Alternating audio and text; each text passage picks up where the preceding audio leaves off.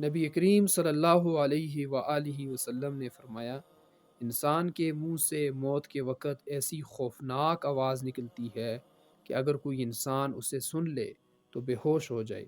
انسان کے علاوہ ہر مخلوق اسے سنتی ہے، اور جب اسے قبر کی طرف لے جایا جاتا ہے اس وقت نیک انسان کہتا ہے، مجھے جلدی لے چلو، کاش تمہیں معلوم ہوتا مجھے کتنی اچھی جگہ لے کر جا رہے ہو، پھر تم اتنی دیر نہ کرتے۔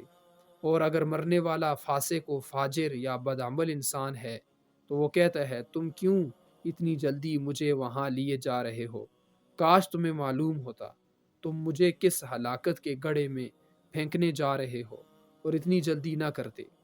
جب اچھے اعمال والے انسان کو قبر میں دفن کر دیا جاتا ہے، سیاہی مائل نیلی رنگت والے دو فرشتے یعنی منکر نکیر میت کے سرہانے کی طرف سے آتے ہیں۔ نماز ان کے سامنے آڑ بن کر کھڑی ہو جاتی ہے اور کہتی ہے، تم ادھر سے اس کے پاس نہیں جا سکتے۔ اسی قبر کے ڈر سے یہ شخص رات بھر نماز میں گزار دیتا تھا۔ پھر وہ اس کے قدموں کی طرف سے آئیں گے، وہاں والدین کے ساتھ حسن سلوک اور ان کی فرمانبرداری راستہ روک کر کھڑی ہو جائے گی۔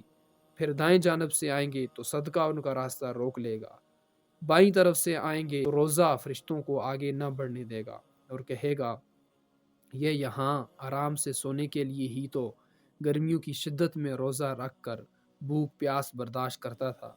آخر اسے نرمی سے اس طرح بیدار کیا جائے گا جیسے کسی سونے والے کو نیند سے جگایا جاتا ہے، اور فرشتے اس سے صرف یہ پوچھیں گے، تیرا اس شخص کے بارے میں کیا خیال ہے جس نے یعنی اس موت کے بعد کی حالت کے متعلق بہت کچھ بتا دیا ہے؟ وہ پوچھے گا، کون؟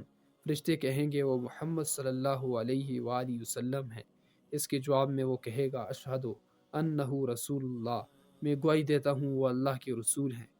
فرشتے اس سے کہیں گے، تو نے ایمان کی حالت میں زندگی گزاری اور ایمان کی حالت میں تجھے موت آئی۔ پھر اس کی قبر وسیع کر دی جاتی ہے اور اللہ اپنی منشا کے مطابق اس پر مہربانیاں اور نوازشیں کرتا ہے۔ ہم بھی اللہ سے دعا کرتے ہیں وہ ہمیں گناہوں سے بچائے اور اچھے اعمال کی توفیق دے، ہمیں قبر کے عذاب سے بچائے۔